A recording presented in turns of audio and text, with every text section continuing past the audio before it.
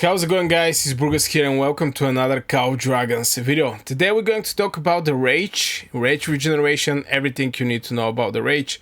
I think this is the only video that is going to be for the Rage in this entire game, but I believe players should understand the Rage Regeneration in Call of Dragons. And the thing in Call of Dragons is that two legions can look almost equal, but one keeps firing skills slightly faster. The strange part is that most players don't notice the timing problem. We're also going to talk about the timing, how you can get some value from the timing. They notice the damage, they notice the healing, they notice the dying, but they don't notice the few seconds where their entire rotation quietly falls behind. And in the real PvP, we know that few seconds can decide the whole trade you're going to do with your legion. Are you going to execute your spell? Are you not going to execute your spell? And one of the things that I really like, by the way, in Call of Dragons is one of the new updates where you basically can see your hero rage bar. As you can see here, I can see my Thunderling right now is generating some rage, and the moment she firing up, I can basically bring her back. I can bring her back, and I think this is extremely valuable at the end of the day. But this is not the point of this video. Here we're looking to talk about the rage. Now, one of the false beliefs is more rage is always better. I believe this is a false belief because I'm going to share with you how I use my mage legions and why I actually get some good traits at the end of the day. Not having some crazy pets, still building my sand lizards. Okay, I have some good artifacts, I'm not gonna lie. I have some good artifacts. I even have the new artifact, by the way. This is the Doom Bracers, it's level 4. But yeah, what I'm trying to say is, for a reason, I make my legions like this. And I'm going to, before I show you my legions, let's just finish this thing. Why is false belief more rage is always better? Well, most players think the rage is simple. You generate rage, you cast your skills, you do damage. I mean, easy peasy, right? But the dangerous part is that rage is not only about getting more rage, it's about joining at right timing. And if your rage timing is wrong, part of your builds can look strong where still give less real value. And I'm going to show you right now what I'm currently doing. Now, this is my legion. I want you guys right now, I'm going to even maybe minimize myself. Yeah, check it out, this legion. I want you right now to pause the video, check it out, and tell me why I have these legions built like this. Just pause the video and answer this question in the comments below. Now, if you already answered this thing, I'm going to explain to you. I'm going to march outside and I'm going to attack one of these Darkling Patrols. I want you to look at the right side how the Rage Regeneration are done. And who is going to fire up first from all of my legions? As you can see, Thunderling is going to be the first one that is going to trigger his spells. Now, why for me it's important Thunderling to fire up the skills before the rest of the mages? Well, I think some of the players start understanding why, but when Thunderling applying this spell, this is numbless, lightning also inflict numbless upon the target, reducing the march speed by 40%. I don't care the target, is the target going to escape or not, but it's increasing the damage taken by 15% for 2 seconds. Since Thunderling is going to be very fast, there is a decent chance, not decent chance, she's going to fire up before the artifacts also. So all these heroes that we saw is going to get the benefits from this 15% that the Thunderling is going to generate. Is going to give it for 15 seconds. Now I know is increased the damage taken by 15% for 2 seconds, But you have to keep in mind that the timing is very small. It's very small, the timing. So just Thunderlin, the minutes she fired up her spell, it's almost right after her is the rest of the legions. Now this is the talents I'm using for the Thunderlin. Obviously, I don't go fully for Rage Regeneration. I can even get this one. That is, casting blah blah blah, 25% chance to get 75 rage, but I didn't actually go with this one. I get this 10% chance to get 50 rage. I still get this extra rage accumulation speed, but the real power of this combo is coming from Matthews and his second spell, where it's 30% chance to get 60 rage. Like this, I'm 100% sure that the Thunderlane is going to fire up before rest of the legions. Now, what is the problem with this thing?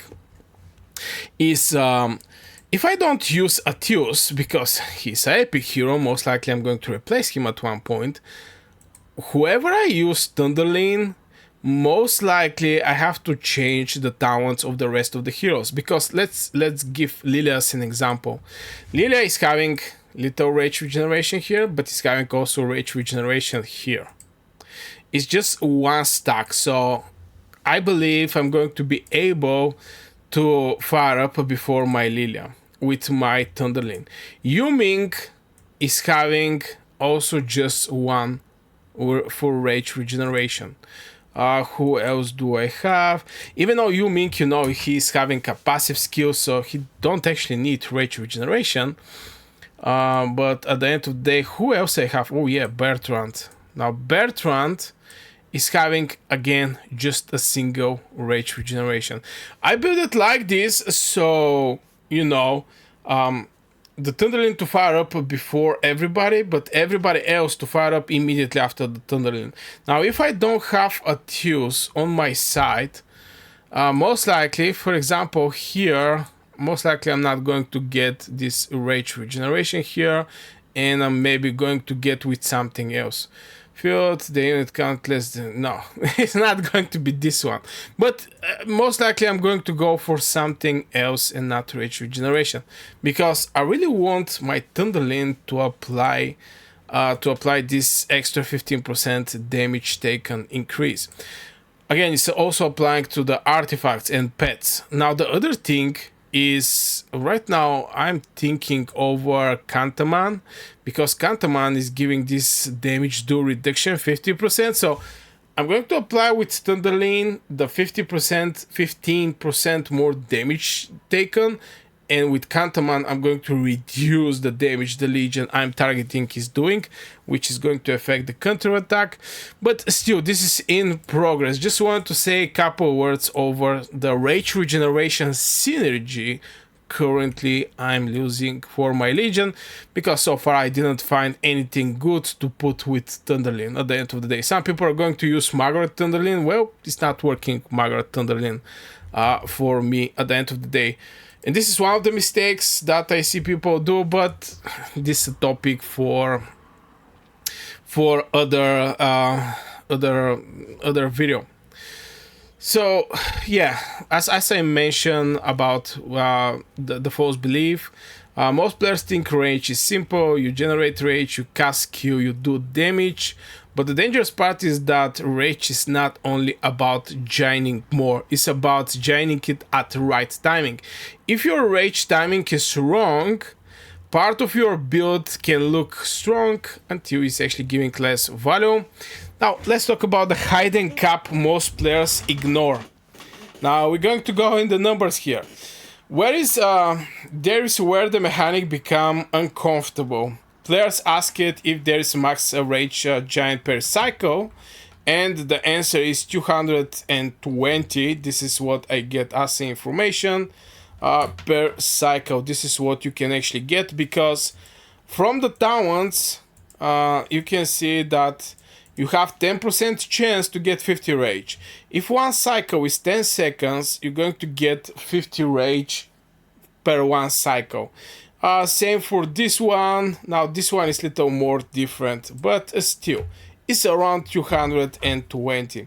Now normal attacks were also this is something like 95 rage, because if you don't have anything, something that I noticed, if I don't have anything as a rage booster from the talents of my commander, is something like 11 seconds. It's like 11 seconds when I fire up. Now, obviously, if your hero is having something like a rage regeneration, it's completely different. But the normal heroes who is not having rage regeneration is something like 95 per second. I mean, this is per normal attack. Now that creates a hidden problem if players stack rage without understanding the cycles. They may be chasing value that doesn't not fully convert. Now one of the problems I see is about the reports, because yeah, we all like to see reports, you know, but still the damage reports don't show the real problem. Reports can lie without being fake. They show the final results, they don't show the rotation timing, they don't show how late your skills firing up, and they don't show rage overflow. They don't show the moment your legion was tempo before damage even before the damage even appear. Now definitely you can see the report, but I believe like 99% from the players are not actually looking that deep the report. Okay, let's go over. I think was on a random, so I'm going to go for PvE. Basically here, and you're going to see from the battle log what is happening. This is, you can see seconds by seconds what is happening right now. At 9 seconds, I managed to fire up cast rage skill on this turn, casted pet rage skill on this turn. So as you can see, here is the rage skill. On the 11 is casted rage skill. This is, I guess, the deputy. There is a difference from the timing. Here we also casted rage skill on this turn. Which one is this thing? Okay. Just wonder what pet is doing that. So at 11, right now, this one is, which one is casting this spell? Thunderlin launches Dark Riders. Oh yeah, this is actually because, yeah, the Thunderlin spell is hitting couple times. So it may actually look very close, the spell execution, from what exactly is. But if I go for Bertrand Tocher and you open the battle logs, you're going to see just one execution, and this is at the 10 seconds. Now Bertrand Tocher is having, like, I think it's just a single one. Yeah, so if this thing don't proc, because, you know, it's like 10% chance, but this 10% chance don't mean one time every 10 seconds. This is something that we suggest. If this thing proc, is going to be for 9 seconds. If don't proc, is going to be 10 seconds. It is what it is. Now if I get this one, is going to be completely different thing. But yeah, the damage report can also lie you, and you may not see the real cycle. But still, you can actually see it if you go a little more in deep. So yeah, I just want to say a couple words over the rage accumulation speed and how you can benefit. The thing that I suggest for you is, if you apply something like a debuff that's increasing the damage the target is getting, try to do it on legion that is going to fire up before the other legions. Something that I'm doing with my Thunderlin. I'm going to even do it again. This is my 3 legion. As you can see, Thunderlin is here. I don't expect to do crazy damage with her, but she's going to fire up before everybody else. As you can see, the rage regeneration she's getting, and oh my god, I cannot believe. Okay, this time Bertrand fire up before her, but it's like max one hero can fire up before the Thunderlin at the end of the day.